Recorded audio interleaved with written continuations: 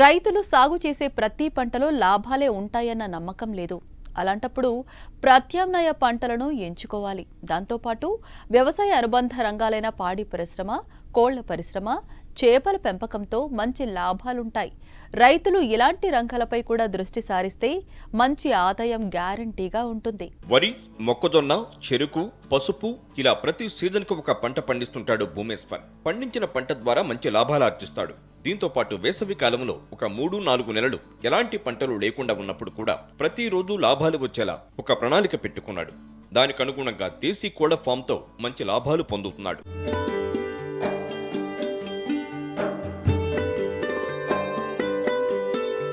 జగిత్యాల జిల్లా మెట్పల్లి మండలం మెట్ల చిట్టాపూర్ గ్రామంలో దేశీ కోళ్ల ఫామ్ ఏర్పాటు చేసుకుని అందుకు తగ్గ పద్ధతులను అనుసరిస్తూ మంచి లాభాలు పొందుతున్నాడు రాజారపు భూమేశ్వర్. ఇతనికి గ్రామ శివారులో 10 ఎకరాల్లో వ్యవసాయ భూమి ఉంది. ఎప్పటికప్పుడు నూతన వంగడాలను పండిస్తుంటాడు. మొక్కజొన్న, పసుపు, కూరగాయలు ఇలా పంటలు పండించే ఈ రైతు ప్రతిరోజు డబ్బులు వచ్చే మార్గం చూడాలనే ఉద్దేశంతో గత 3 ఏళ్ల క్రితం దేశీ కోళ్ల ఫామ్ ఏర్పాటు చేశాడు. జిల్లాలో ఎక్కువ శాతం బ్రాయిలర్ కోళ్ల ఫాములు మాత్రమే ఉన్నాయి. దేశీ కోళ్ల ఫామును పెట్టడం వల్ల మంచి లాభాలు పొందవచ్చు అనుకున్నాడు. అంతే, తనకున్న భూమిలో షెడ్ వేశాడు. పలు ప్రాంతాల్లో తిరిగి ఇక్కడి వాతావరణాన్ని తట్టుకునే కోళ్లను పెంచాలనుకుని హైదరాబాద్ నుంచి సోనాలి బ్రీడ్ కొనుగోలు చేసి బ్యాచ్కు 500 కోళ్లను పెంచుతున్నాడు. అందరిలా కాకుండా కోళ్లకు సహజ సిద్ధంగా దొరికే వాటిని ఆహారంగా పెడుతున్నాడు. సోనాల్ బ్రీడ్ రకం 90 రోజుల నుంచి 100 రోజుల్లో ఎదుగుదలకొస్తాయి. ఈ కోళ్లకు మంచి క్రేజ్ ఉండడంతో ఈ ప్రాంతంలో ఎక్కువ అమ్ముడుపోతాయి. 1 కిలో కోడి 400 రూపాయల వరకు అమ్ముడుపోతాయని చెప్తున్నాడు. నా పేరు రాజారపు భూమేశ్వర్. మాది మెట్ల చిట్టపూర్ గ్రామము, మండలం మెట్పల్లి, జిల్లా జగిత్యాల్. నేను గత 3 సంవత్సరాల క్రితము దేశీకోళ్ల ఫాము వేయడం జరిగింది. దీనికి మొత్తము పెట్టుబడి ఓన్గా పెట్టుకొని నేను ఈ దేశీకోళ్ల ఫాము తోటలోనే పెట్టాను. ఎందుకంటే అందరూ రైతులు బాయిలర్ కోళ్ళు పెంచడం జరుగుతుంది.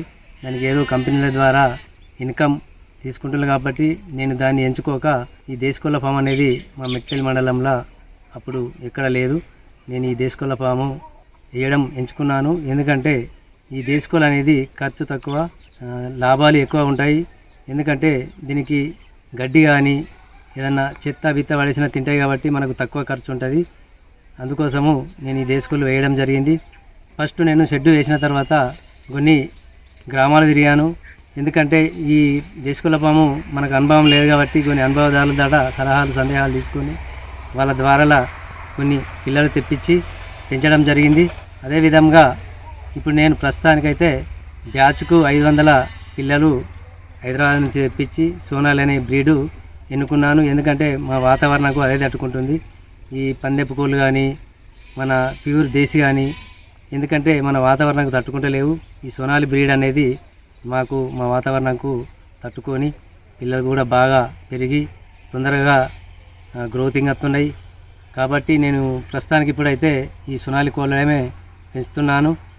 అదేవిధంగా ఈ సోనాల కోళ్ళు ఇంకో పక్కన ఒక చిన్న షెడ్ లెక్క ఏర్పడేసి BV38 అనేది కోళ్ళని ఒక 50 కోళ్ళని తెచ్చాను.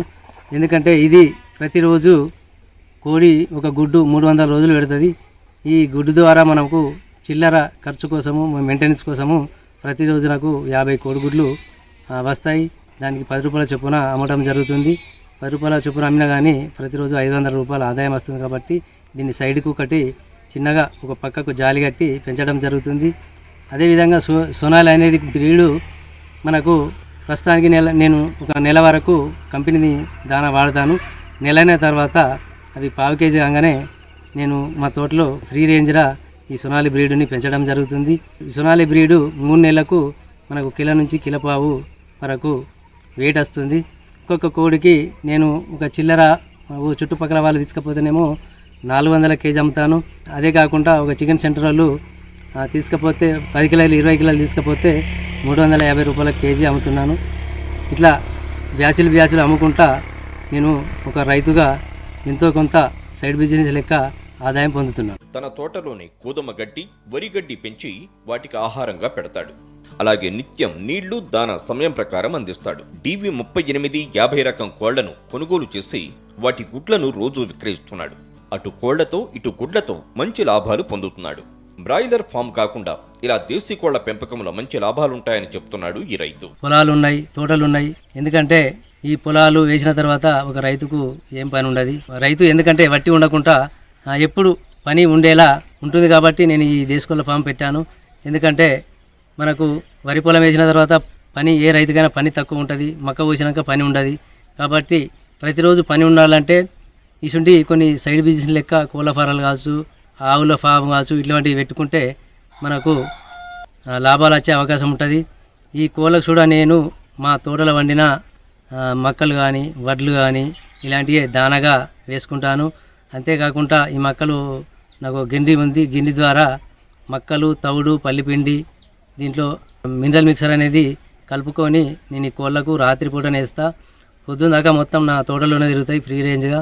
అంతేకాకుండా ఈ కోళ్ళ కోసం కొంత గడ్డి అలకడం జరిగింది, గోధుమ గడ్డి కానీ వరి గడ్డి కానీ ఇట్లాంటివి అలికి ఈ కటింగ్ వచ్చిన తర్వాత ఈ గడ్డిని కోసి కోళ్ళకు వేస్తాను. ఎందుకంటే ఈ దాన రూపంలో ప్రతి ఒక్క రైతు పెట్టుబడి బాగా అవుతుంది దాన కోసము. కాబట్టి ఈ నాటుకోళ్ళు పెట్టేటంత ద్వారా మనకు దాన మన దగ్గరే దొరుకుతుంది, ఫ్రీ రేంజ్గా దొరుకుతుంది. కాబట్టి అంతేకాకుండా మన తోటలో మేము అప్పుడప్పుడు విడిచి పెడతాము. పొలాలు కానీ మొక్కలు కానీ ఆ గడ్డి పురుగులు అవన్నీ తింటాయి. కాబట్టి ఈ దానకు కూడా మాకు తక్కువనే ఖర్చు ఉంటుంది. ఈ కోళ్ళ ద్వారా మాకు ఆదాయము అంటే ఒక రోజుకు అంటే మేము 500 బ్యాచ్ 500 వేసుకుంటాం. కాబట్టి అన్నీ ఒకటే పరి మేము అమ్మడం జరగదు. ఎందుకంటే అట్లా తక్కువ రేట్ వస్తుంది. కాబట్టి మేము ఎప్పుడు ఒక వారంలో 3 రోజులు అమ్ముతాము. రోజు చొప్పున మాకు 1000 రూపాయలు చొప్పున కోళ్ళకి వస్తాయి. ఈ కోడి గుడ్లకు ఒక్కొక్క పరి 300 వస్తాయి, ఒక్కొక్క పరి 500 వస్తాయి. అవి కూడా అన్నీ ఒకే రకం పెట్టాయి. కాబట్టి కోడి గుడ్లకు మాత్రం కంటిన్యూ 300 రూపాయలు ఎటువవు. దీన్ని మేము ప్రతిరోజు ఒక 1500 రూపాయలు ఆదాయం వచ్చేటట్టు చూసుకుంటాం. ఈ సోనాలి బ్రీడు 90 రోజులకు 100 రోజులకు దీన్ని మొత్తం బ్యాచ్ తీసేయచ్చు. ఎందుకంటే మొత్తం ఒక పరి బ్యాచ్ తీసేస్తే 270 నుంచి 300 కేజీ అడుగుతారు. కాబట్టి మేము అదే విధంగా అమ్మము. ఎందుకంటే మాకు ఈ చుట్టుపక్కల అన్ని రైతులు కానీ దావాతులు అవి తీసుకుంటారు. కాబట్టి మేము 400 రూపాయలు 350 రూపాయల చొప్పున మేము వారానికి 3 రోజులు అమ్ముతాము. ఆదివారం, మంగళవారం, గురువారము ఇలా అట్లా అమ్మితే మాకు కొద్దిగా రెట్టింపు ఆదాయం వస్తుంది. కాబట్టి 100 రూపాయలు ఎక్కువ వస్తుంది మాకు. కాబట్టి మేము ఒకటేకే ఈ ట్రేడర్కి ఇవ్వలేము. వారానికి 3 సార్లు అమ్ముకొని రోజుకు 1000 రూపాయల చొప్పున మేము ఆదాయం పొందగలుగుతాం.